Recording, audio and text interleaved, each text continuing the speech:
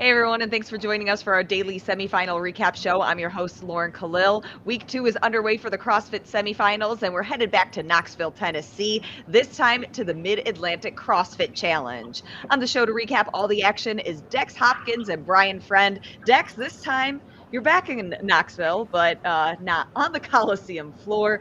You are a spectator this week. And Brian, you were in Lowlands last year, just bouncing all around to the different semifinals. Yeah, good to be here. It looked exciting last week at the Syndicate. I'm not that upset that I missed Dex competing, but I'm certainly happy to be doing these recap shows with him. It was way more exciting to watch me lift. I'll tell you what. Versus what you got to watch in the Lowlands and what I saw today. It's way more exciting. You'd have been better off.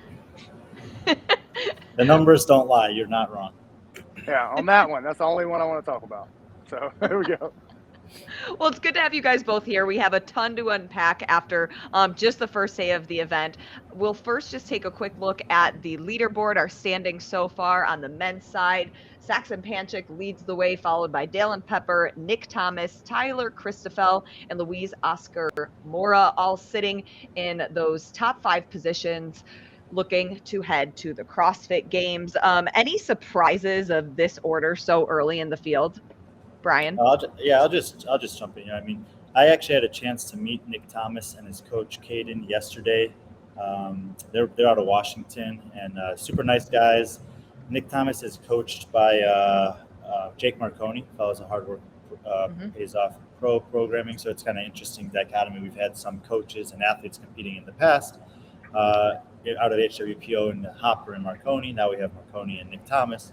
And he's had an incredible day one, but I also know that he has a lot of skill sets. He actually competed on a team, I think in 2016 at the games, but squatting is one of his favorite things. And obviously the squat was a big part of both of the individual workouts today with the complex and then the overhead squats at the end of that kind of triplet chipper. So very impressive day one, but we got to see if he's got the skill set to round it out over the weekend. Yeah, a lot of competition still to be had. Then we'll actually jump over to the teams. Dex, I'll let you take this one. CrossFit Mayhem Independence. I mean, that's the third Mayhem team sitting at the top of the leaderboard. What are your initial thoughts of the top 5 that we have so far? They are smooth, man. And it's weird to see Rich creeping around the kind of coach media pit, being just that, a coach. Well, he did, man. I mean, during the complet or the snatch ladder for the teams, Luke and I always forget the other guy's name. Angelo, come on, brother. Angelo. Oh, I always want to call him the other one. DeChico, yeah. So him and Angelo cruise, man, and Luke gets to the last bar, tells him to throw 3 wheels on there, and Papa Rich's gives him to pump the brakes and puts 290 on there, and he smokes it. I mean, he had 3 in the tank, but it was cool to see Rich kind of, actually being the coach, and because you wonder how much of that they get at home. So that's no surprise to me. I think CrossFit Shoe Fly had a good showing to start. They got Jalen Franklin, super strong guy, smoked all his snatches. I want to say he hit 285 at the end, and he also had a lot more in the tank. And what was the other one we said? Camo Athletics. So being in 5th, I'm super sorry. That was very loud. I'm so sorry. You're all good. My bad. So I'm being really loud while they're doing a coach's or a judge's brief. So Camo doesn't know where he's allowed to be right now. Well, I'm where I can be till they tell me to leave.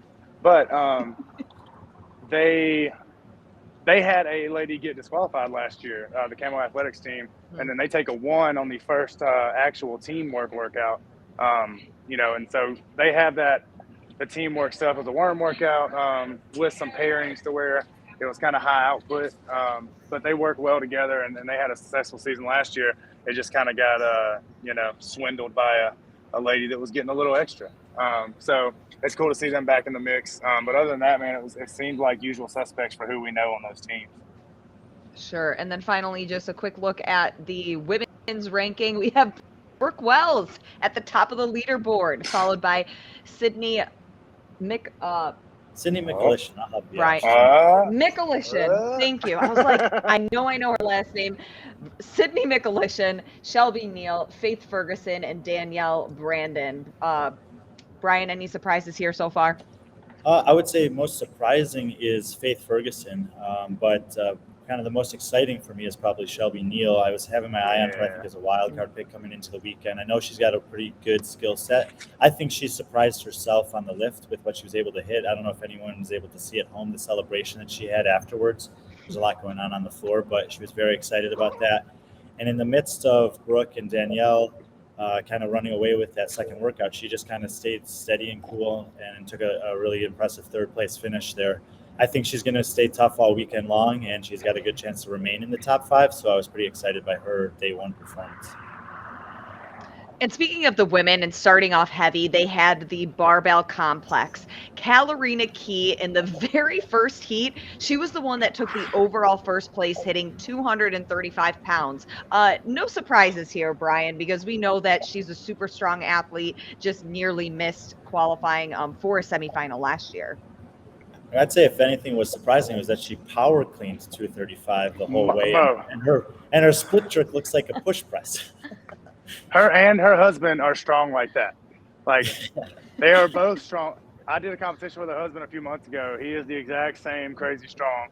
And I mean, power clean's generous. She like muscle clean 3 at 235. Like, that was a display of horsepower. Like, the cool thing about the individual side of this, and the men and women, is that it's cool to see Brooke Wells back moving really well. I mean, overhead squats and that complex, that's 2 big tests for that elbow right out of the gate, right? Outside of like quarterfinal stuff, and then not being to on the all floor. The handstand walking that's paired with that overhead squat.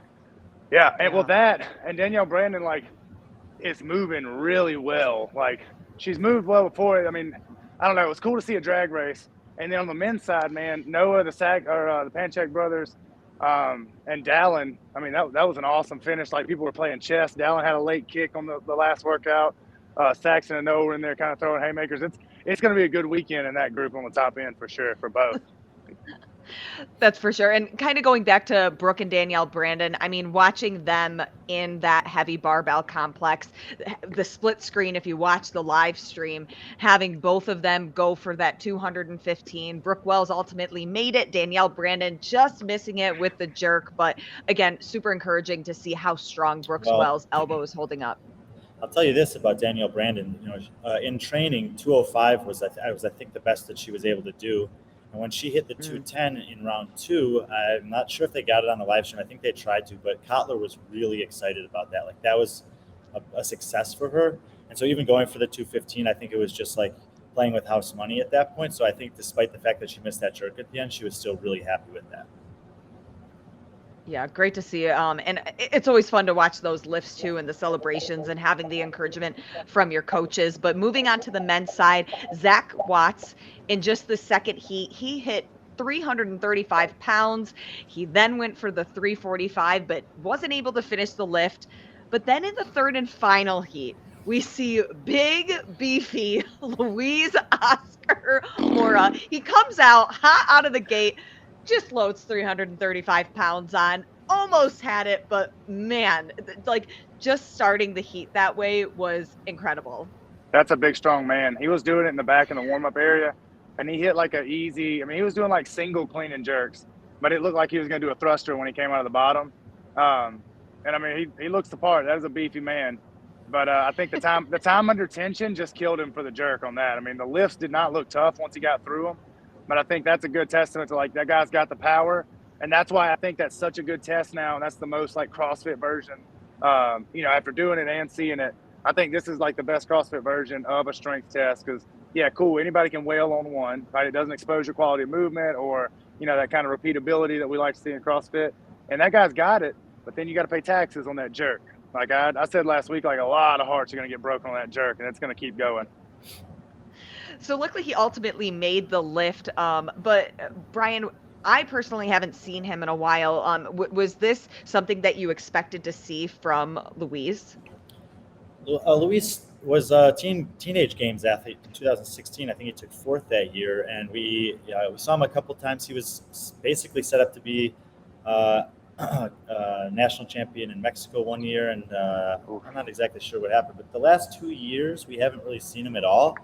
And so he was kind of in that camp of people, kind of like Cole Griesaber from last week, where I knew how good he could be, but I just haven't seen anything from him in live competition recently. When he walked out on the floor, I was like, okay, he's put on some weight and he looks strong.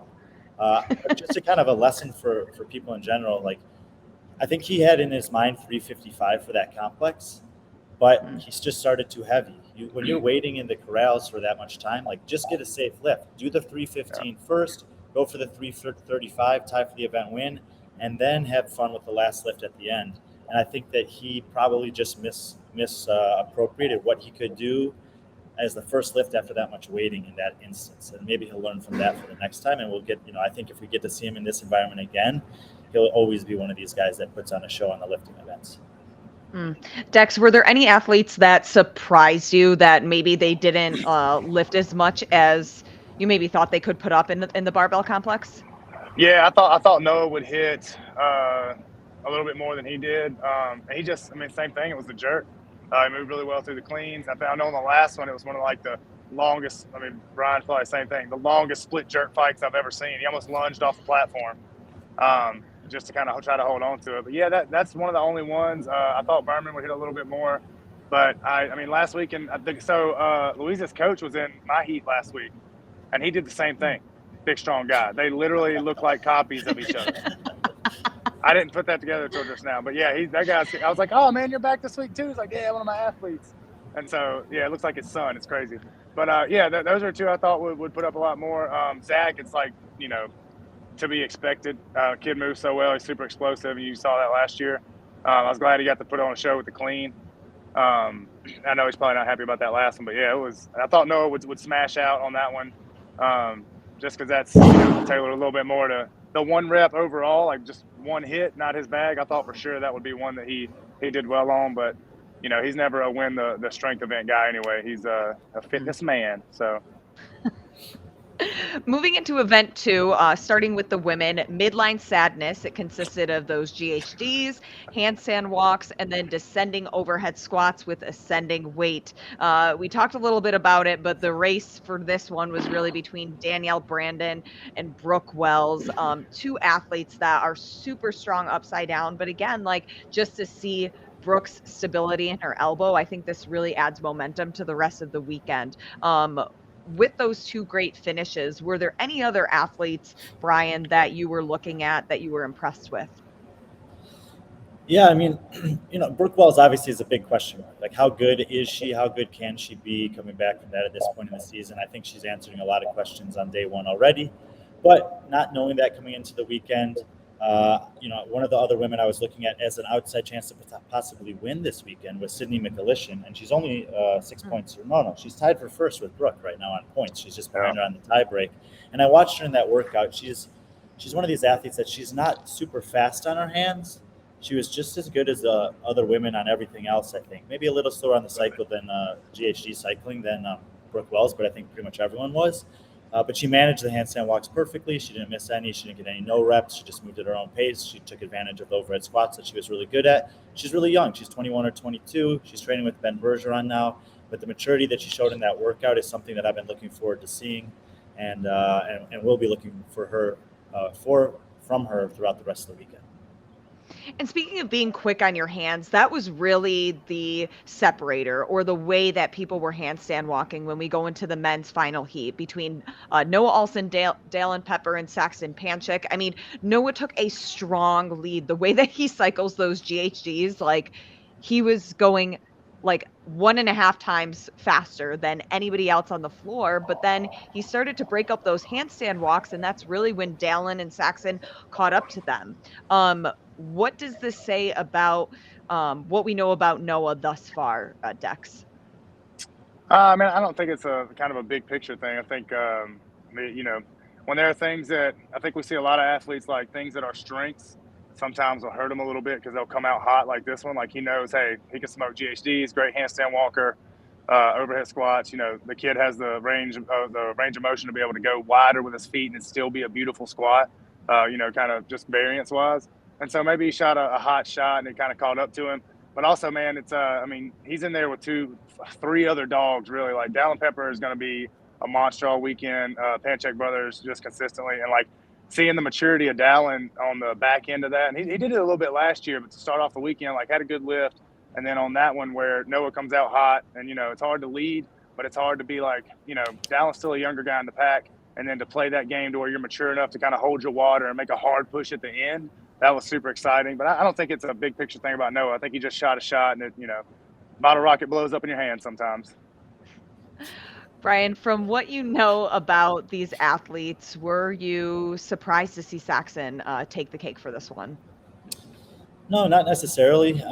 Saxon's he's not typically an athlete who hits home runs and wins workouts. He's usually second, third, fourth, fifth, just everything across the board like that. But he's also a guy that just doesn't make a lot of mistakes. And it was kind of interesting watching because as Noah was taking that lead, every time that they would go up to the barbell, both Dallin and Saxon were watching Noah. They were like looking at him, like kind of eyeing him down, and just I don't know if they're trying to read his body language or what, but basically it seemed to work. Like they waited for their opportunity and they took it when it was there, and both of them ended up finishing the workout really well.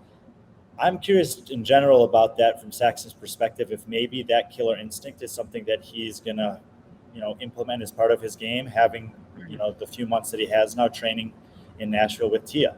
And she was there at the finish line, and she was extremely excited with his performance in that workout. And, it's very possible that that's something that her and Shane have been talking to him about, is that, when you see the opportunity to win workouts, you got to take it. Like second and third and fourth is really good, but we need those big points every once in a while if we want to get to the next level. So if that's the thing that he's now able to do, that's scary for the rest of the men's field.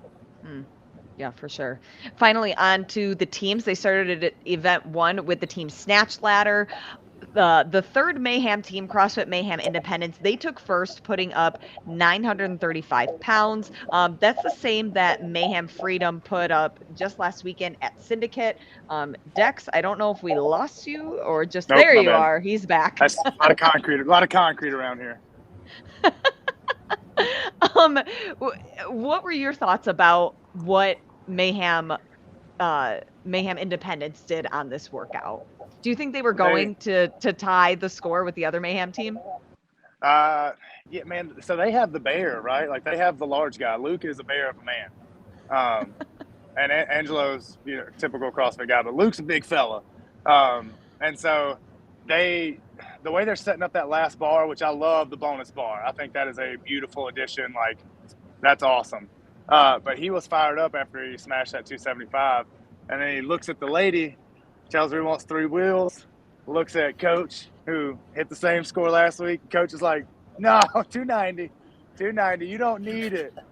I said, is it weird coaching? I was like, why didn't you let him hit 300? He's like, oh, he didn't need to. I was like, now we know. Same score. Got it. Okay. But yeah, I'm not surprised at all. I did the competition I did with Luke that Brian just did at Crash. With awesome. The guy programs really high level stuff. We had a snatch ladder. Luke did the same thing, like with way more work on the front end. It was a row burpee snatch workout that went up to 275, and didn't miss one. There's a lot of reps, and he smashed that. So I'm super not surprised by that. Him being the bear and getting to see that stuff. So yeah, not at all. I'm also not surprised Rich throttled him down so they could not beat him. So that makes sense too. Oh, they had another ace in the hole though. Sasha Nieves is an incredible snatcher. I think she's hit 215 or maybe 220 even. And when it came to the last bar, she needed 200 to win at that point. And being the last team to go, they have the advantage of kind of knowing that. So she hit that relatively easily. It looked very smooth and clean. So they just had 2 really good snatchers on that team and the advantage of going last. Yeah. And then finally, event 2 for the teams to wrap up the day. It was all about teamwork with the clean and jerks, with the worm, the synchro wall balls, and the synchro chest to bar. Camo Athletic CrossFit, the team Dex was talking about earlier in the show, they were the one that won. At first glance, if you didn't watch this workout, you might think that the reason they won is because the consistency with the teamwork, but there are some other elements that actually played a part in this that ultimately led them to win. Brian, what were some of those things that you saw from the competition floor? Well, it was basically the wall balls were really hard for a lot of the women. And if your women could handle the 20-pound ball to the 10-foot target better than the rest of the teams, that was going to be the separator for the most part. There was one exception to that, which was Mayhem Independence, where Sasha was struggling a lot with that, but they were so good on the chest to bars and the worm that despite being in, like, I think they were as far back as 6th place in their heat at one point of that workout, that they came within 1 rep of camo for the event win and ended up taking 2nd overall. So it was a cool workout because there was a lot of opportunity for back and forth depending on what your strengths and weaknesses were as partnerships and then also as teams on the one.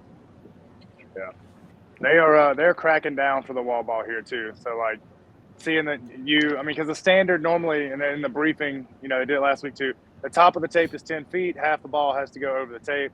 And, nobody wants to be on any crazy video. So you basically got to throw that thing to 11 now. So there was, which is great. The fact that I think in the age group qualifier, guys had to throw to 11. Yep. So young throw that 9 feet out. Okay. Everybody's going. Sorry, Lauren. And we're getting, Come on, guys. I'm 5'1". That's right. I need the 9 foot. I'm 6'2". I got to do pistols and all the other things. Yeah, I want to hear it. Okay. All right. This is a long time coming, and I'd like to thank whoever brought this in and instituted it. I'm not as big a fan of the 11 feet. That's okay. But the 10 feet for the ladies, we throw the 9 out. And all my personal programming clients, they have not thrown to 9 feet in years, and it is strictly out of spite. And now you're welcome because this is just foresight. Yeah. Strictly out of spite. Wow. Yeah. If anybody was wondering how Dex feels about the 9 foot target, we now know. Yeah. It's not fair. Headed into day 2, Brian, we'll start with you. Who are the athletes and the storylines that you are going to keep your eye on? I got my eye on the men's field. 6th place, Cole Sager. 7th, Spencer Patrick. 8th, Logan Collins. 9th, Noah Olson. If I'm sitting in the top 5 and I see those 4 guys right behind me, I do not feel safe. Everyone's going to have to bring it for every workout. And 2 of those guys, I think at least, will be inside the top 5 at the end of the day tomorrow, and we'll see more variability after Sunday. No man is safe in this field. No, not at all. Dex, who are you watching? Logan Collins. I joked with him about being snuck into this one and kind of stolen from Atlas, which was a whole thing. But yeah, man, he consistently does well, and these events are really good for him.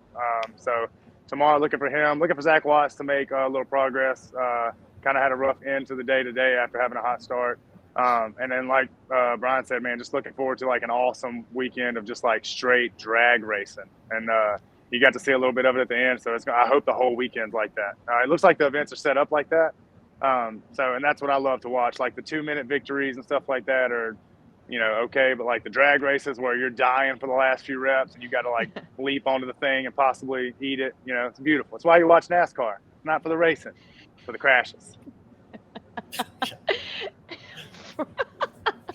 It makes for a great competition. The Mid-Atlantic CrossFit Challenge, day 1's wrapping up. We will see Dex and Brian here tomorrow to recap day 2 and another fun day of competition. Thanks, guys.